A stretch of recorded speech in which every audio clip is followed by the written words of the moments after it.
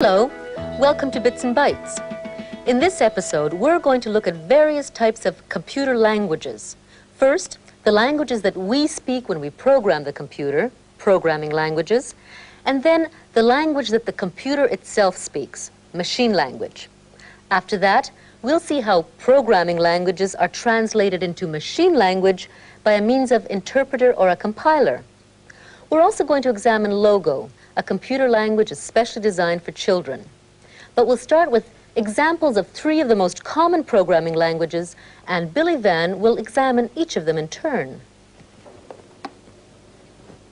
Oh, here's one that looks a lot like the program I wrote the other day. I see the words print, go to, if, then, input. Yes, that's the same programming language you used in an earlier episode. It's called BASIC, Beginner's All-Purpose Symbolic Instruction Code. That's quite a mouthful. But it means exactly what it says. It's a general-purpose language for beginners. Shall I run it? Sure. Okay.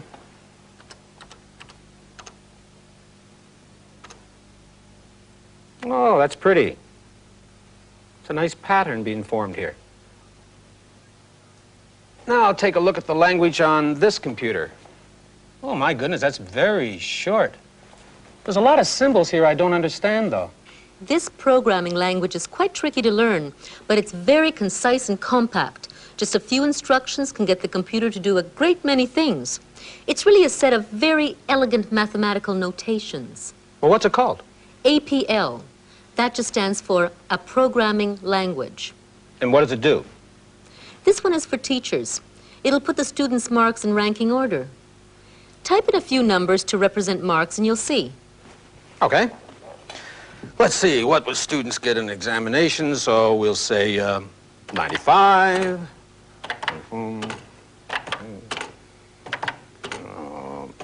98, 76. How did you do in French? 12, 65, 5. Oh, boy, that is really fast. And all that in just a short program. It certainly doesn't waste any words. Contrast it with the language on the next computer. Oh, this one goes on and on. In fact, what you're looking at is just part of a program. The complete listing is on the printout. Oh, look at all of this. But you know, it looks a lot more like English than APL does. Add discount to invoice discount total, and net to invoice net total. You're right, it is. What you lose on length, you gain on ease of reading. So this is another language for beginners. Oh, no, not at all. It's mainly for business. That's why it's called COBOL, Common Business-Oriented Language. Actually, it's the most widely used business language for computers in the world. You see the effects of COBOL every day. Every time you get a computerized bill, receipt, or a statement, it's nearly always been prepared by a program written in COBOL. Oh, really? I never knew that. Shall I run this program? You can if you like, but I have to warn you, all it does is print out a lot of bills. No, well, we all get enough of those. I think I'll pass on it. So let me see now. BASIC is for beginners and general use. APL is for mathematical calculations, and COBOL is for business. Are there many other programming languages? There are hundreds of them, but these are three of the most common ones that people can speak when they talk to the computer. But the machine itself, at its innermost level, speaks another language altogether. Aha, bits and bytes again. We talked about that earlier in the series. We talked about some of it, but the bits and bytes, the ones and zeros, are like an alphabet that the computer uses. It also has a special way of organizing the switching on and off of its circuits. It has a grammar and a syntax all of its own, which is called machine language. Well, how does machine language work exactly? I'll give you a very simple example. In any of the programming languages, or as are also called high-level languages, you can give the command print 2 plus 3. When this is translated into machine language, you get this in binary code, which is rather a lot to translate print 2 plus 3. But what it's actually saying in machine terms is this: load the accumulator with number 2, clear the carry, add with carry the number 3, then jump to the print subroutine. What a rigmarole just to add a couple of numbers. And this is the only language that the computer really uses. That's it. And it's very different from high-level language. So how can the computer understand BASIC and APL and so on? It can't unless you give it a special program to translate from these high-level languages into machine language. Let's have a look at how this works. In the early days of computing, there was a language barrier between computers and humans because you had to use machine language if you wanted to talk to the computer, either in binary code or its exact English equivalent. This was very slow and laborious. Every time a generalist wanted to tell the computer to print something, or make a decision, or repeat an operation, he had to break every statement down into tiny electronic steps. The same for the mathematician who had to translate all his math symbols into long-winded computer talk. And even the businessman who just wanted to do payrolls and inventories and make out bills to his customers had to spell everything out in nitpicking machine language. But eventually, after a number of years, people began to realize that they were translating the same fundamental ideas into machine language over and over again. So they made lists of the instructions and symbols and procedures that each of them used most frequently, and they called these lists high-level languages. For example, BASIC for generalists, APL for mathematicians, and COBOL for businessmen. And then they prepared automatic dictionaries, which, just like English-French dictionaries, contained a list of all the vocabulary of the particular high-level language in one column with its machine language equivalent in a second column. Then, whenever someone wanted to use a key word or symbol or procedure in the high-level language, this dictionary would look it up, find out what it meant in machine language, and pass this on to the computer. These dictionaries, which automatically translated from a high-level program into a low-level machine language program, were in fact themselves programs, translator programs. And as soon as translator programs came into existence, people no longer had to speak machine language if they didn't want to. They could speak much more convenient languages such as BASIC or APL or COBOL or Fortran or Lisp or Pascal or Forth or any of hundreds of other specialized high-level languages that have developed over the years. The language barrier between computers and humans had broken down.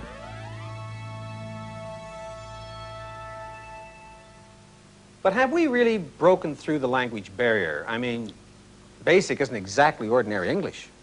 No, not exactly. And you'll probably never be able to talk to the computer in ordinary English because human languages are full of ambiguity, and that's one thing the computer can't cope with. But there's a programming language that's much more natural for us than BASIC. Go over to the Texas Instruments computer. You'll find that the translator program for this language is contained in that black cartridge. It's another form of ROMPAC. Logo, what does that stand for? Nothing, it's just a name. Put the logo ROMPAC into the computer. Okay. You see, the basic translator program is already built into the ROM memory of this computer. And you've just added logo, so now you have a choice between two high-level languages. Okay, so I'll press 2. Mm-hmm. Now what? Type tell turtle. Tell turtle? Let me explain that Logo is a language developed mainly for children. You start off by drawing pictures with something called a turtle. Okay.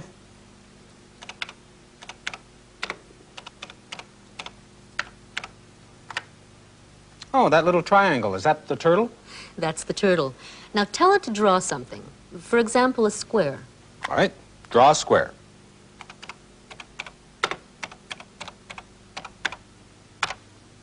What's going on? Don't forget that for the computer, you have to define everything step by step. But at least in this case, the computer talks to you in a very natural way. Okay. All right, turtle, now I have to get you to draw a line to start, so... Now, how would I do that? You could discover all this by trial and error. But to save time, I'll tell you that to make the turtle move, you can either type forward or back. All right, forward. Oh, wait a minute. It didn't move at all. What more should I tell it? You didn't tell it how far to move. This time, tell it to go forward 30 units. Forward 30.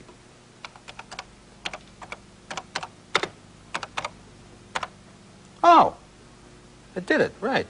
Now, I'd like to get it to draw a line to the right. How would I do that? First, you make the turtle turn to the right, then you make it go forward. So I just type right. Now that's too vague. Computers can't tolerate vagueness, even in logo. How many degrees do you want the turtle to turn? Well, actually, I'm going to attempt to draw a square here, so it'll be 90 degrees. Type right 90.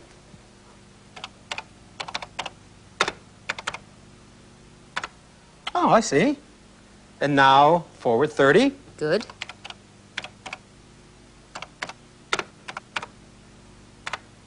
And just continue on.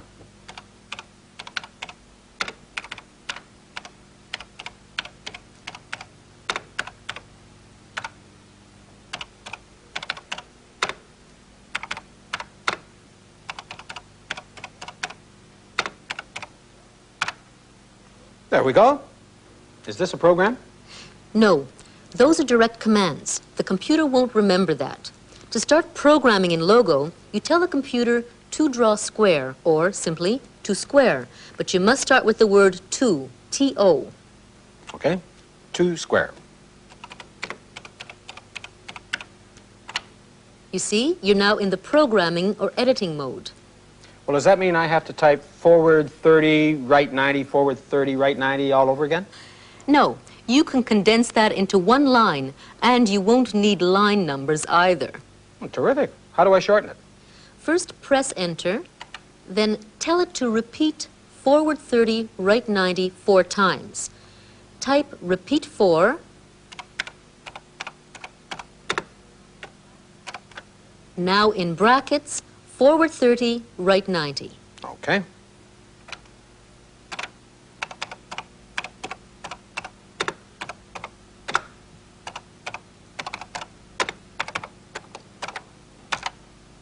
Is that all? Yes, you've now written a program in Logo that tells the computer how to draw a square. See if it works. Press the function key and 9 to leave the programming mode. Okay. Type CS to clear the screen.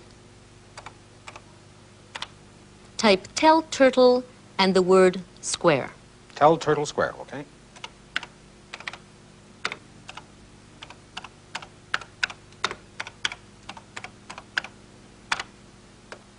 Oh. Well, that's all very nice, but where does it take us? But this is only the beginning. One of the many good things about Logo is that once you've taught the computer how to do something, it remembers it. And you can build on that to do more and more complicated things. I'll give you just one very simple example. Type CS again to clear the screen. Now type this. Repeat 8 and then, in brackets, write 45 square. Okay.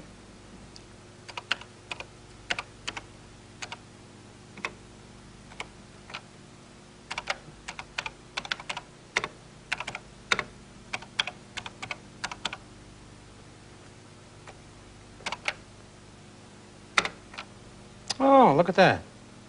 Well, that's terrific. So Logo is a good way to get geometrical patterns. It's a lot more than that. It's also an excellent way to teach geometry to young children, not to mention physics, logical thinking, problem solving. In fact, some people claim that it's a way to get children to think about thinking itself. The language of a human being is essentially the texture of his life. One of the components of the Logo environment is the Logo computer language. And this computer language is the only one right now that has been specifically designed in order to take into consideration the way people think and the way children learn. Oh, should be easy. No, that should be hard. Logo is first and foremost not a computer language. Most people are addressing their comments on Logo at the level of the technical features of the language. The people who developed Logo don't see it primarily as a language. They see it as an educational philosophy. Now he's gonna go up there. Some of the important ideas that we have tried to implement in Logo came from one of our masters, Professor Jean Piaget. I think everybody recognizes today that Piaget made some very keen observations on the way children grow and how their intelligence develops. What is important in Logo is that the child is in control of the development of his own intellectual activity. The kids decided they wanted to name the turtle, so they named him Apple Dumpling, and then the first thing we did was make our stuffed apple dumplings that are all over the ceiling. Because the children have a lot of say in the kinds of things that we do, I gave them the option of using their creative language writing period to write about apple dumpling. We have to learn how to write creatively and so on, but if we can make it more fun, so much the better. Craig, could you read your chapter 1 about how apple dumpling came to be? Long, long ago, in a galaxy far from us, there was a family that got shot into space. The family was a turtle family. The mother was pregnant. There was an explosion and it affected the baby. She finally had the baby. Everybody screamed because the baby was triangle-shaped. Logo learning is characterized by things like a strong belief that we put too much emphasis in traditional learning on being right and wrong, a high degree of self-initiative on the part of the learner, a belief that learning should be enjoyable, and a mutually supportive social context. So the role of the teacher will change very dramatically in that case. And this, I think, promises a rather more enjoyable, healthy, personal role for the teacher. I put L-Y. Oh, I know how to kill it. The teacher is an essential element of the Logo experiment or a Logo class. Not in the sense that he is a teacher, but he is a keen observer of the activities of his children. The kids ask them some very good questions. And the teacher feels that he is really doing his job as a teacher and not as a policeman. I find, especially in my situation where we've got 14 computers normally, there are 14 different questions almost being asked at the same time. I think teachers who are going to get computers in their classroom are going to find that things do seem to occur much more quickly because kids are far more motivated. They're real keen. You're not really teaching them things. You're letting them go ahead and find out things on their own. Every child that sat down with Logo did different things. You gave them 4 basic commands, but everybody who started had a different reaction to it. The teachers will adapt very, very easily. One thing for sure is they will not be able to prevent the appearance of computers, and if they try, they're going to lose. The teachers, along with the children, will discover the great power of these new technologies, and they will be participating themselves in the discoveries with the kids. Good, just as I wanted it. What we have tried to do is a first step in the direction of humanizing the computer, where the focus of attention is not the computer itself, but the mind of the child. Boy, I wish I had Logo when I was a kid at school. Can you get this on most microcomputers? Yes. You'll soon be able to get some version of Logo on any computer, but we only have it here on the Texas Instruments, the Apple, and the Radio Shack Color computer. And on the Texas Instruments, the Logo translator is on a ROM pack. That's it. How about the Apple? You can bring Logo into the RAM memory of the Apple by means of a floppy disk. That's an Apple Logo package on top of the computer. Oh. So there are 2 ways of adding a Logo translator program to your computer, by means of a disk or a ROM pack. Do you have to add a basic translator program to your computer as well? Most micros have BASIC built in, but there are 1 or 2 that don't. For example, do you remember in one of our earlier episodes, you looked at an Atari ROM pack? Yes, I remember. It's over there. Have a look at that ROM pack again. Ah, BASIC. I see. But all the other computers that we've seen so far all come with their own special BASIC translator program as part of their circuitry. Do you mean there are different sorts of BASIC? Let's say that there are many different dialects of BASIC. For example, Apple BASIC is not the same as PET BASIC or Atari BASIC. That's one of the reasons why many ready-made computer programs aren't interchangeable between different computers. And on top of that, there's all the other languages. APL, COBOL, Fortran, Pascal. It's like the United Nations. Yes, I'm afraid it is. Well, can you get these other languages on most micros? Some of the languages you can. Well, I could make my computer multilingual by plugging in a translator program. An interpreter, really. In the case of BASIC, Logo, and APL, that's what the translator program usually is, an interpreter.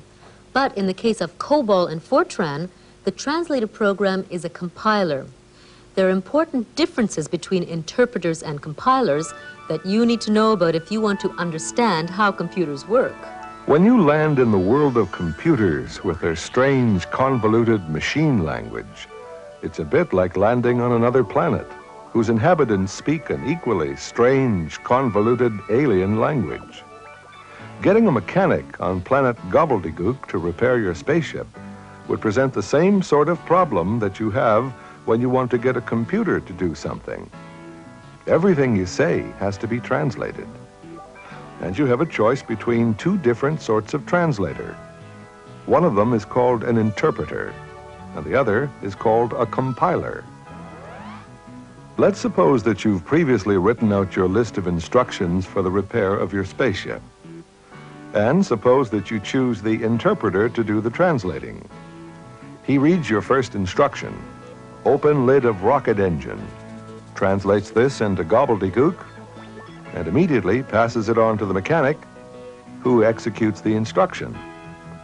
Then the interpreter reads your second instruction, remove spark plug, translates this into gobbledygook, and passes it on to the mechanic, who executes it. And so on and so forth.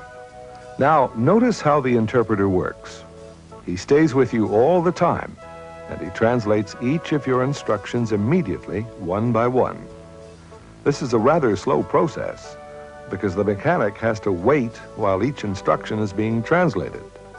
But, on the other hand, it does give you a chance to correct your mistakes as you go along.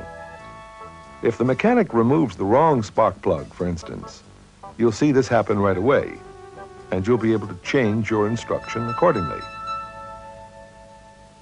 Compare this with the way the second sort of translator, the compiler, goes about his work. He takes your complete list of instructions and without further ado translates the whole lot straight into gobbledygook. He then hands them back to you and goes away, leaving you all on your own. All this has taken some time, but from now on things will go very fast. You hand the complete list of gobbledygook to the mechanic, and he executes them all in one go. Bang, bang, bang. There's no waiting about this time.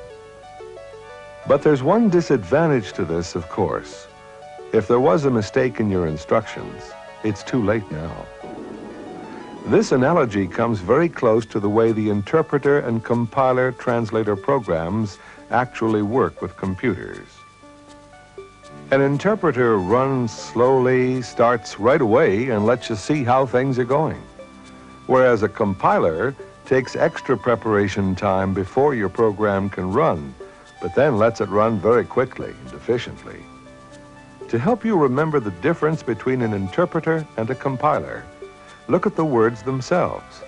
Inter means between. The interpreter is always between your program and the computer, and it translates line by line. To compile, on the other hand, means to pile together.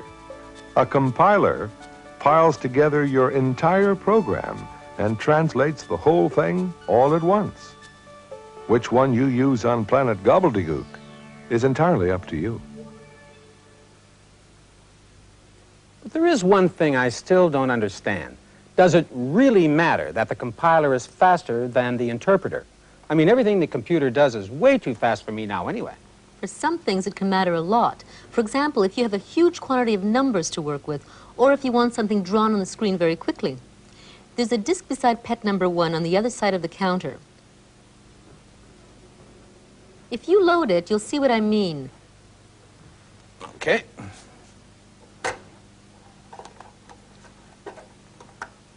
Type deload marble stat.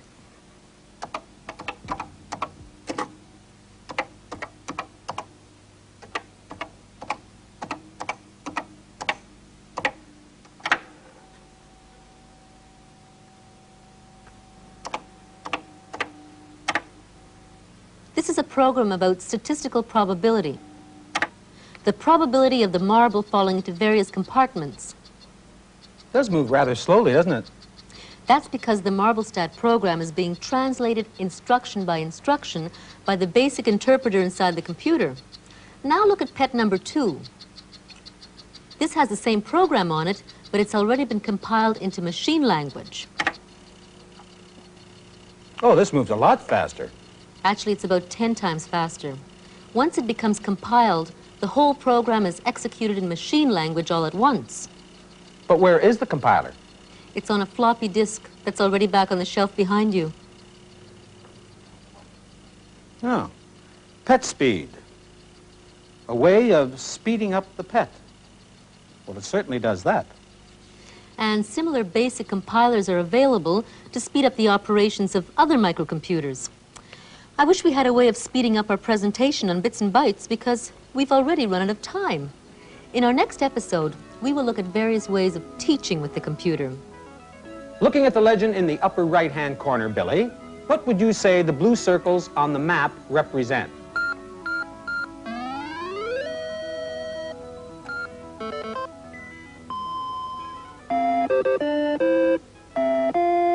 How this way of using the computer has evolved from programmed instruction. They decided to take a textbook and break it up into small, easily digestible items of information, arrange these items in a logical sequence, present the first item to the student, and then ask him a multi-choice question. And we'll see what the most advanced forms of computer-assisted instruction look like. Until then, I'm Lou Bagoy. And I'm Billy Van. Bye for now. See you soon.